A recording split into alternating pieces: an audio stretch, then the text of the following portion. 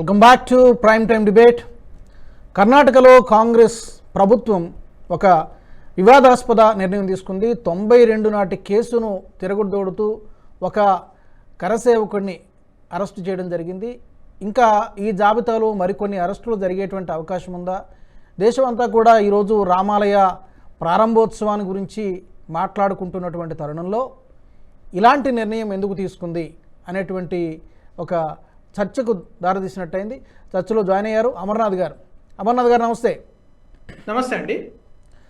అమర్నాథ్ గారు, మీ first reaction ఏంటి? ఇది ముందుగా సోషల్ మీడియాలో వైరల్ అయింది, ఆ తర్వాత నేషనల్ ఛానల్స్లో కూడా వచ్చింది. మన తెలుగు మీడియా పెద్దగా టచ్ చేయలేదు ఈ యొక్క అంశాన్ని.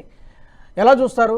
ఇందాక వెంకటస్వామి గారు మాట్లాడుతూ అని చెప్పింది ఏంటంటే బ్రీఫ్గా, ఇది బహుశా అక్కడ ప్రభుత్వం తీసుకున్న నిర్ణయం అయి ఉంటుంది, కేంద్ర అధిష్టానానికి తెలిసి ఉండకపోవచ్చు అనేటువంటిది వారి సారాంశం. మీ రియాక్షన్ తర్వాత నేను వారి దగ్గరికి వెళ్తాను. మొదటగా ప్యానెల్లో ఉన్న పెద్దలకు నమస్కారం అండి. కొంచెం లేట్గా స్టార్ట్ అయ్యాను.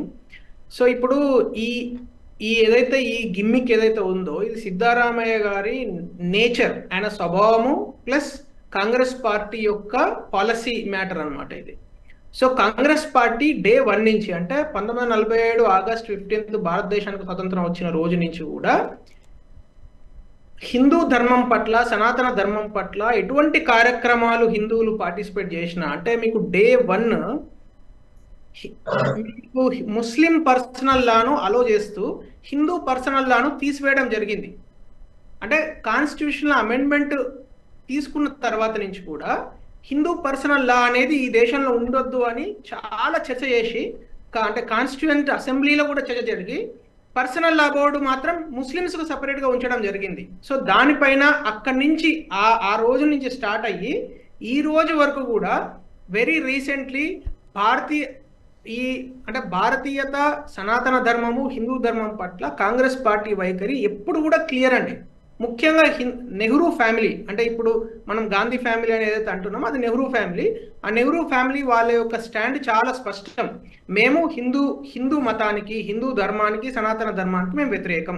ఇది వాళ్ళు చాలా స్పష్టంగా చెప్తున్నారు పదే పదే. అందుగురించే చాలా రాష్ట్రాలలో కాంగ్రెస్ పార్టీని పూర్తి స్థాయిలో, అంటే మూలాల నుంచి కూడా ప్రజలు వ్యతిరేకించడం జరుగుతున్నది. రైట్? మీరు యూపీలో తీసుకోవచ్చు, ఢిల్లీలో తీసుకోవచ్చు, తర్వాత హర్యానా దగ్గర నుంచి ప్రతి రాష్ట్రంలో పదే పదే చెప్తున్నారు మాకొద్దు ఈ పార్టీ. ఎందుకు ఈ పార్టీ వద్దు అంటే మీరు హిందూ వ్యతిరేకం చేస్తున్నారు అనేది. అయితే వెంకటస్వామి గారు ఇంకొక మాట అన్నారు నేను వచ్చినప్పుడు, అసదుద్దీన్ ఓవైసీ భారతీయ జనతా పార్టీ చెప్తే వింటాడు, తప్పది, ఆన్సర్ చేయాల్సిన అవసరం ఉంది. అది నిజమైతే రాహుల్ గాంధీ కూడా అమిత్ షా గారు చెప్పిందే వింటున్నారని చెప్పొచ్చు కదా. ఎందుకంటే రాహుల్ గాంధీ గారు చేసిన ప్రతి పని కూడా భారతీయ జనతా పార్టీకే అది సపోర్ట్ అవుతున్నది కదా. రాహుల్ గాంధీ ఎక్కడ కంటెస్ట్ చేస్తే, లేకుంటే కాంగ్రెస్ ఎక్కడ కంటెస్ట్ చేస్తే, ఇవాళ భారతీయ జనతా పార్టీ 303 సీట్లు 2019లో గెలిస్తే దానిలో 262 సీట్లు కాంగ్రెస్ కి అగెన్స్ట్ గెలిచింది. అంటే దాని అర్థమైంది, కాంగ్రెస్ పార్టీలో ఉన్న రాహుల్ గాంధీ కూడా బీజేపీ చెప్పిందే వింటున్నాడని అర్థం కదా దాని అర్థం. Right? Just to counter that, second point మీరు ఏమంటున్నారంటే ఇది ఖచ్చితంగా రాజకీయ, అంటే ఇప్పుడు ఇంత అద్భుతమైన భవ్య మందిరము కట్టుకొని మొత్తం ఈరోజు నేను గత వారం రోజుల నుంచి చూస్తున్నాను, నేను ఎవరి ఇంటికి వెళ్ళినా, మామూలుగా అపార్ట్మెంట్కి వెళ్ళినా, ఎవరైనా ఫ్రెండ్స్ వాళ్ళ ఇంటికి వెళ్ళినా ప్రతి వ్యక్తి ఇది అడుగుతున్నారు. అయితే వాళ్ళు మా ఇంటికి అక్షింతలు వచ్చినాయని, లేకుంటే మా ఇంటికి రేపు వస్తున్నాయని. అంటే ఇది ఒక అద్భుతమైన మొత్తం ధర్మం. ఈరోజు 140 కోట్ల మంది, అంటే వివిధ హిందూ పండుగలు హిందువులు జరుపుకోవడము, ముస్లిం పండుగలు ముస్లిం జరుపుకోవడము మనం చూస్తాం ప్రతి సంవత్సరం. కానీ ఇది మొత్తం భారత జాతి, అంటే ఉత్తరాన హిమాలయ పర్వతాల దగ్గర నుంచి దక్షిణాన హిందూ మహాసముద్రం వరకు ఉన్న ఈ భూమి నాది, ఈ భూమి నా తల్లి వంటిది అని నమ్మే ప్రతి వ్యక్తి, అంటే మతాలతో సంబంధం లేకుండా, కులాలతో సంబంధం లేకుండా ఈ రోజు అద్భుతంగా జరుపుకుంటున్నారు. ఎస్, రామ్ హమారా హై. మీకు ఒక చిన్న ఎగ్జాంపుల్ చెప్తా. వెరీ రీసెంట్లీ అయోధ్యకు ప్రధానమంత్రి గారు వెళ్ళినప్పుడు ఎవరైతే అయోధ్యలో ఇప్పుడున్న ఏదైతే స్థలము ఒరిజినల్ కోర్టు కేసులో ఎవరైతే ఆయన కోర్టు కేసారు, ఆయన పేరు నేను మర్చిపోయాను, ముస్లిం అతను, అంటే ఇది ముస్లిం పర్సనల్ లా బోర్డ్ వక్ఫ్ తరపున ఎవరైతే పోరాడారో ఆ వ్యక్తి కూడా ప్రధానమంత్రి గారి మీటింగ్ లో పాల్గొని వారి యొక్క రోడ్ ర్యాలీలో పాల్గొని ఎస్ ఈ రోజు అయోధ్యకు ఒక ఎయిర్పోర్ట్ వచ్చింది, అయోధ్యకు హాస్పిటల్స్ వస్తున్నాయి, అయోధ్యలో ఇంత అద్భుతమైన వాతావరణ నిర్మాణం అయింది, అయోధ్య ఒక చిన్న టౌన్ ఫైజాబాద్ అనే పేరు మీద ఉన్న ఒక చిన్న టౌన్ ఈరోజు అయోధ్య ఒక భవ్యమైన నగరంగా మారిపోయింది. అంటే రాముడు పరిపాలించినప్పుడు ఎటువంటి అద్భుతమైన నగరం ఉండేనో ఇంచుమించు అదే స్థాయిలో ఈరోజు ఒక పెద్ద నగరంగా మారిపోయింది. ఒక అద్భుతమైన రైల్వే స్టేషను, బస్ స్టేషను, మన ఎయిర్పోర్టు. అంటే దాని అర్థం ఏంది, ఈరోజు రాముడు ఒక్కసారి మనం చెప్తాం కదా లక్ష్మి మా ఇంటికి వస్తే మిగతా అన్ని వచ్చేస్తాయి, అట్లా రాముడు ఒక్కసారి ఆ ప్రాణ ప్రతిష్ఠ జరుగుతుందంటే దాని శక్తి చూడండి. ఈ రోజు ఆ శక్తి వలన మొత్తం ఒక పెద్ద సిటీయే మారిపోయింది, దాని రూపురేఖలే మారిపోయినాయి. అక్కడ ఉన్న ప్రతి వ్యక్తికి లాభమే కదండి.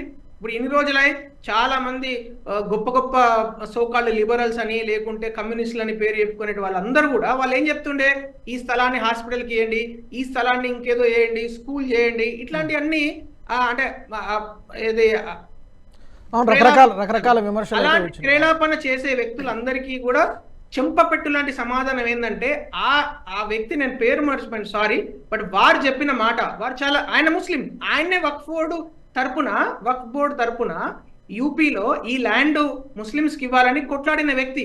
ఆయన ఏదో చెప్పే మాట ఏంది, ఎస్ మీరు ఈ అయోధ్య రామ మందిరం జరగడం వల్ల ఇంత లాభం జరుగుతుందని నేను ఎక్స్పెక్ట్ చేయలేదు, కానీ ఈ రోజు మాత్రం ఇది ఒక పెద్ద నగరంగా మారిపోతున్నది, ఇక్కడ మా పిల్లలకు జాబ్స్ వస్తాయి, ఇక్కడ మా పిల్లలకు ఒక పెద్ద, అంటే నేను ఓన్లీ ధార్మిక పాయింట్ ఆఫ్ వ్యూలో చెప్పట్లేదు, నేను ఈవెన్ డెవలప్మెంటల్ పాయింట్ ఆఫ్ వ్యూలో చెప్తున్నాను. రామరాజ్యంలో అయోధ్య నగరం ఎంత అద్భుతంగా ఉండేనో ఇంచుమించు అదే స్థాయిలో రాబోయే రోజులలో అయోధ్య నగరం మారిపోబోతున్నది. ఇక్కడ చాలా మంది ఫారిన్ ట్రావెలర్స్ వస్తారు ఒక్క సంవత్సరంలో, నెక్స్ట్ 1 year లో, అంటే 365 days లో 22వ తారీఖు నుంచి నెక్స్ట్ ఇయర్ 22వ తారీఖు వరకు they are expecting not less than 20 crore visitors to Ayodhya. Temple tourism మంది. Correct. It is possible. I will come back Amarnath garu, I will come back. Just conclude. So point ఏంటంటే ఇప్పుడు అయోధ్య రామ మందిరం అనే ఒక విషయాన్ని ఇంత పెద్ద పీపుల్స్ మూవ్మెంట్ చేయడం వలన, అంటే ఒక అభియాన్ లాగా, అంటే మొత్తం సొసైటీని పార్టిసిపేట్ చేయించడం వలన మతాలకు కులాలకు అతీతంగానండి ఈరోజు ముస్లిమ్స్ చాలా ప్లేసెస్ లో ముస్లిమ్స్ అక్షతలు తీసుకొని వాళ్ళ ఇంటికి వెళ్తున్నారు. ముస్లిమ్స్ చాలా ప్లేసెస్ లో ఈరోజు రామ శోభాయాత్రల్లో పార్టిసిపేట్ చేస్తున్నారు. అంటే ఇది గొప్ప విషయం. ఇలాంటి సందర్భంలో సిద్ధారామయ్య లేకుంటే రాహుల్ గాంధీ లేకుంటే వారికి ఎవరు చెప్తే వారు ఆ అరెస్ట్ అనే ఒక విషయాన్ని తీసుకొచ్చారో, it is immaterial, it is ignorable. అసలు అది పెద్ద ఫ్యాక్టే కాదు. కాకపోతే వాళ్ళు కావాలని దీన్ని డీవియేట్ చేసే ప్రయత్నం, అంటే ఇలాంటి కుట్రను హిందూ సమాజము ఇలాంటి అనేక కుట్రలను ఎదుర్కొన్నది. హిందూ సమాజము చాలా చైతన్యవంతంగా ఉన్నది ఈరోజు. అలాంటి కుట్రలను 100% ఎదుర్కొంటుంది. అసలు దాన్ని ఇట్లా తీసి ఇట్లా గార్బేజ్ బిన్ లో పడేస్తారు వాళ్ళని అరెస్ట్ చేస్తే అది వాళ్ళు గర్వపడతారు, అది పెద్ద సమస్యనే కాదు. Right, I will come back. Rammohan గారు, ఇక్కడ ఆల్ ఇండియా ముస్లిం లీగ్ కొద్ది రోజు రీసెంట్గానే ఎప్పుడైతే ఈ ఆహ్వానం మేము రావట్లేదు, అటెండ్ కావట్లేదు అని చెప్పి లెఫ్ట్ పార్టీలు, ఇంకా సీతారాం యేచూరి, బృందా కారత్ వీళ్ళు ఎప్పుడైతే ప్రకటించారో లెఫ్ట్ పార్టీలు తమ బాధ్యతను సక్రమంగా నిర్వర్తించాయి, ఇక మిగిలింది కాంగ్రెస్ పార్టీ కూడా అదే బాటలో నడిస్తే బాగుంటుందని అనేటువంటి స్టేట్మెంట్ ఇచ్చారు రీసెంట్గానే. ఈ యొక్క ఒత్తిడి ఏమైనా కాంగ్రెస్ పార్టీ మీద ఏమైనా పని, ఎందుకంటే ఇంతవరకు కూడా సోనియా గాంధీ గారు అటెండ్ అవుతారో లేదో తెలియదు, అలాగే మల్లికార్జున ఖర్గే గారు అటెండ్ అవుతారో లేదో తెలియదు, అది ఒక సస్పెన్స్ ఉన్నది. ఈ ఒత్తిడి ఏమైనా కాంగ్రెస్ పార్టీ మీద పనిచేస్తుందా? దాంతో ఇలాంటి నిర్ణయాలన్నీ అక్కడక్కడ జరుగుతూ ఉన్నాయా? అంటే మతంగా కాకపోయినా ఓట్ల కోసమైనా కాంగ్రెస్ పార్టీ మారుతుందేమో నేను అనుకుంటున్నాను. ఎందుకంటే గతంలో చెప్పాను, రాహుల్ గాంధీ జన్య వేసుకొని గంగలం ఉండడం, అట్లాగే ఓట్ల కోసం తృణమూల్ కాంగ్రెస్ అధినేత మమతా బెనర్జీ ఖాళీ స్తోత్రాన్ని నేను బ్రాహ్మణ స్త్రీని అని కులం కూడా చెప్పుకొని మాట్లాడడం, ఇవన్నీ చూసాం మనం. కనుక ఓట్ల కోసం రాజకీయ పార్టీలు ఎంత పనైనా చేస్తాయి. కానీ ఈ పార్టీలన్నిటికీ, గుహనా సెక్యులర్ పార్టీలన్నిటికీ నాకు ఫస్ట్ ఏంటంటే, ఎంఐఎం ఎందుకు భద్రతతో పార్టీ కాదు, బీజేపీ ఎందుకు అవుతుంది? నేను బీజేపీని సిద్ధాంతపరంగా కొన్ని విషయాలు వ్యతిరేకించు, కానీ మద్దతుతో పార్టీ అంటే రెండు సమానం కావాలి కదా. ఎంఐఎం మద్దతు పార్టీ కదా. కనుక అట్లా చూసుకుంటే చాలా ముస్లిం లీగ్తో పొత్తు పెట్టుకున్న కేరళలో పొత్తు పెట్టుకున్న కాంగ్రెస్ కానీ, లేకపోతే ఇతరత్ర కమ్యూనిస్టులు కానీ చూస్తే మీ అంతా చూస్తే వాళ్ళు మాత్రం ప్రత్యర్థులు వీళ్ళు మాత్రమే కాదు అనే వాదనతో అది ఎన్నికల కోసం రాజకీయం కోసం. ఇవాళ మనం మాట్లాడుకున్న విషయం ఏంటంటే కర్ణాటకలో అరెస్ట్ల పరం నేను న్యాయవాదికి చెప్పాను, అది నిమిషాల్లో కేసు పోతుంది. కానీ దీనివల్ల కాంగ్రెస్ పార్టీ అంటే ఎంత నష్టపోతుంది అంటే చెల్లించలేని మూల్యాన్ని చెల్లించాల్సి వస్తుంది, నష్టపోవడం.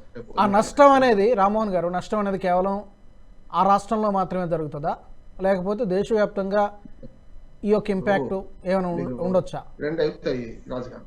ప్రజల భావోద్వేగం కొన్ని ఉంటాయి, భావోద్వేగం ఉంటాయి. దాంట్లో తెలంగాణ ఆకాంక్ష ఉందనుకోండి, భావోద్వేగం దాని భావోద్రేకంగా మారితే హింసగా మారుతుంది. మార్చకుండా స్టేట్ ఫైట్ చేసి తెచ్చుకున్నాం. కానీ అట్లాగే ఇది కూడా మతం కూడా భావోద్రేకంగా మార్చే ప్రక్రియ కొన్ని పార్టీలు చేస్తున్నాయి కాదంటే. అది మారకుండా నేనేమంటున్నాను, ఇప్పుడు ఇంతకుముందు అమర్నాథ్ గారు చెప్పినట్టు ఒక ముస్లిం స్త్రీ బొంబాయి నుంచి నడుచుకుంటూ పోతుంది. నిన్నగాక మహాప్రాణ దీపం అనే పాటను అద్భుతంగా కర్ణాటకలోని బెంగళూరులోనే ఒక టీవీ షోలో ఒక ముస్లిం యువకుడు బ్రహ్మాండంగా పాడాడు. వాళ్ళ తల్లిదండ్రులు పాదాబంధనం చేశారు కొడుక్కి. అంటే అట్లాంటి సంస్కృతి చూస్తున్నాం. అందుకనే మన భారతీయ సంస్కృతి మొదటి నుంచి కూడా భిన్నత్వంలో ఏకత్వం ఉన్నది. దీన్ని పెంచి మంచి వైపు మళ్ళిద్దామా లేకుంటే మారణహోమం వైపు మళ్ళిద్దామా పార్టీలు ఆలోచించుకోవాలి. ఇది తాత్కాలిక ఎన్నికలు, రాజకీయాలు తాత్కాలికం, శాశ్వతంగా సమాజం ఉంటుందని. సమాజంలో ఈ మత సామరస్యం ఉండాలి, కులాల మధ్యన ఉండాలి, అట్లాగే వర్గాల మధ్యన సామరస్యం ఉండాలి. దానికోసం ప్రయత్నం చేయాలి. కానీ రాజకీయ పార్టీలు ఓటు బ్యాంక్ రాజకీయాల కోసం చాలా వరకు ఏం చేస్తున్నాయి, సమాజాన్ని విభజిస్తున్నాయి. అది కుటుంబాలను విభజిస్తుంది, సమాజాన్ని విభజిస్తుంది. ఇది సరైనది కాదు. చాలా మంది మతంగా చూసుకుంటే మీరు హిందూ ముస్లింలు కలిసి చాలా మంది కలిసి ఉన్నారు. ఇక అసలు ఈ విభేదమే లేదు. రాజకీయ పార్టీలు ఓటు బ్యాంక్ రాజకీయాల కోసం ఇది చేస్తే ఏమవుతుందంటే మతం ఒక జీవన విధానంగా ఉన్నంత కాలం ఎవ్వరికి అభ్యంతరం లేదు. మతాన్ని రాజకీయాలకు వాడుకుంటేనే సమస్య వస్తుంది. వాడుకుంటారు, వాడుకోకుండా ఎట్లా ఉంటుంది. కానీ అది ఎంతవరకు పోవాలి, ఒక గీత, సన్నటి గీత ఉంటుంది కదా. మతానికి రాజకీయానికి సన్నటి గీత ఉంటుంది. అది దక్షిణ భారతదేశంలో ఇప్పటికి పాటిస్తున్నారు. మొదలు నేను చెప్తున్నాను, దక్షిణ భారతదేశంలో కొంతవరకు మతాన్ని రాజకీయాన్ని కలపడం ఇష్టం లేదు, చాలా మంది ఇష్టపడతలేదు. అది ఉత్తర భారతదేశంలో కొంచెం ఎక్కువ ఉన్నది. ఇది రెండు గమనిస్తున్నాం. ఏదైనా సరే రేపటి ఎన్నికల మీద మాత్రం ఈ ప్రభావం తప్పనిసరి ఉంటది. అసదుద్దీన్ ఓవైసీ మాట్లాడింది అనుకుంటే కొద్దిగా నేను ఖండించిన అది ఒక రకంగా కాంగ్రెస్ పార్టీకి నష్టం చేస్తాను, అంటే బీజేపీకి లాభం చేస్తుంది. ఒక అసదుద్దీన్ ఓవైసీ ఏదైతే యువకులకి వాళ్ళకి పిలిపించిండో ఇంకో 4 చేస్తా అని చెప్పి అవన్నీ ఇంతకుముందు శశి గారు చెప్పినట్టు అవి నిజమే కదా. మనకంతా సోమనాథ్ దేవాలయం నుంచి కాదు, అసలు దేశాన్ని అఖండ భారత్గా మార్చే క్రమంలో మనకు సర్దార్ వల్లభాయ్ పటేల్ చేసిన దాన్ని కూడా ఆటంకపరిచింది నెహ్రూ గారే కదా. నెహ్రూ ఒక రకంగా భారతదేశ ఆదర్శ పునర్నిర్మాణం దారితీసిన వాడే కావచ్చు. ఈ విషయంలో అన్యాయం చేసేటారు. నెహ్రూను మొత్తం తప్పట్లేవు, నెహ్రూను మొత్తం చెడ్డవాడలేవు. కానీ ఈ విషయాలలో చూస్తాం కదా మనం. ఒకవేళ ఇప్పుడు హైదరాబాద్ స్టేట్ ఇండియాలో కాకపోయేది, పాకిస్తాన్ లో ఉండేది ఒకవేళ అది చేయకపోతే. అందుకనే సర్దార్ వల్లభాయ్ పటేల్ నెహ్రూ గారి విభేదాల్లో ఒక రకంగా చెప్పాలంటే సర్దార్ వల్లభాయ్ పటేల్ దేశాన్ని ఐక్యం చేసిండు. వాళ్ళ కశ్మీర్ సమస్యకు మూల కారణం నెహ్రూ అయిండు. ఇప్పటికి మనకు వాస్తవాలు అయితే చరిత్రను మనం మళ్ళీ మార్చలేదు. చరిత్ర జరిగింది, మళ్ళీ వెనక్కి తీసుకురాలేదు. వెనక్కి తీసుకురాలేని అటువంటి చర్యలు చేసుకోవడంలో మరి కాంగ్రెస్ పార్టీ అట్లా నష్టపోయింది. ఇప్పుడైనా సరే కాంగ్రెస్ పార్టీ ఒక రకంగా చెప్పాలంటే వెంకటస్వామి గారు మంచి మాట చెప్పారు. ఇది పార్టీగా కాకపోవచ్చు ప్రభుత్వంగా తీసుకున్న చర్య, అంటే ప్రభుత్వం తీసుకున్న చర్య అయినా కూడా పార్టీకి నష్టం అవుతుంది. పెద్ద మనిషిని అడుగుతారు కదా, మీ సంగతి ఏదని అడుగుతారు కదా. వేరే జాతీయ పార్టీ కర్ణాటకలో ఉన్నది ప్రాంతీయ పార్టీ కాదు కదా మాట్లాడింది. అది ఖచ్చితంగా కాంగ్రెస్ పార్టీ నష్టం చేస్తుంది. దీని కొంచెం నా ఉద్దేశం ఏంటంటే ఈ రామ మందిర నిర్మాణం అయిపోయింది, ప్రాణ పరిస్థితి జరుగుతుంది. దీన్ని ఒక హై లెవెల్ గా చూడాలి, అంటే ఆ లెవెల్ చూడాలి. అనవసరంగా దీన్ని రాజకీయాలు చొప్పించడం వల్ల దాన్ని డివైడ్ చేస్తే ఏమవుతుందంటే ఏ పార్టీ డివైడ్ చేసినా పార్టీ నష్టపోయే ప్రమాదం ఉంది. రైట్. వెంకటస్వామి గారు, ఇప్పుడు నిజంగానే ఇలాంటి డిబేట్స్లో కూర్చున్నప్పుడు మీకు ఇబ్బందికరమైనటువంటి వాతావరణం ఉంటుంది. ఎందుకంటే పెద్దగా సమర్థించుకోవడానికి మీకు రీజన్స్ కూడా దొరకవు. ఇప్పుడు ఇదే క్వశ్చన్ వచ్చినప్పుడు ఇప్పుడు కాశ్మీర్లో జరిగినటువంటి ఇప్పుడు 91లో జరిగినటువంటి ఊచకోత గురించి మళ్ళీ దాని మీద మళ్ళీ తిరగదోడదామంటే ఏం సమాధానం చెప్తారు? ఈ సిక్కుల ఊచకోత గురించి మళ్ళీ దాన్ని తిరగదోడదాం అనేటువంటి క్వశ్చన్స్ ఇవన్నీ కూడా అంటే గతాన్ని తవ్వి తీసుకున్నట్టే అవుతుంది. కొన్ని నిర్ణయాల్ని హుందాగా తీసుకుంటే అవి పార్టీకి మరింత గౌరవాన్ని తీసుకొస్తాయి. కానీ ఇప్పుడు గతంలో కొన్ని కర్ణాటకలో ఎస్పెషల్ ఇలాంటివి ఎక్కువ జరుగుతూ ఉంటాయి. కొద్ది రోజుల కిందట అనుకుంటా ఆయుధ పూజని అసలు ఎక్కడ ప్రభుత్వ కార్యాలయంలో చేయకూడదని ఒక జీవో కూడా తీసుకొచ్చారు, తమిళనాడు ఇక్కడ కూడా. అంటే ఇప్పుడు ఇలాంటి హిందూ దేశంలో ఇలాంటి మెజారిటీ ఆఫ్ ద పీపుల్ చాలామంది మన హిందువులే. ఇలాంటి మనోభావాలతో కూడుకున్నటువంటి విషయాల మీద ఇలాంటి జీవోలు తీసుకురావడం, ఇప్పుడు రీసెంట్గా జరిగినటువంటి అరెస్ట్, ఇవన్నీ కూడా జరిగినప్పుడు ఎలా సమర్థించుకుంటారు? ఈ వీడియో మీకు నచ్చినట్టయితే లైక్ చేయండి, 10 మందికి షేర్ చేయండి. అలాగే కామెంట్ల రూపంలో మీ అభిప్రాయాలను మాతో పంచుకోండి. Nationalist hub group of channels ను సబ్స్క్రైబ్ చేసుకుని తెలుగునాట జాతీయవాద జర్నలిజాన్ని ప్రోత్సహించండి. ఈ వీడియో కింద ఉన్న బెల్ ఐకాన్ పై క్లిక్ చేయడం మర్చిపోవద్దు.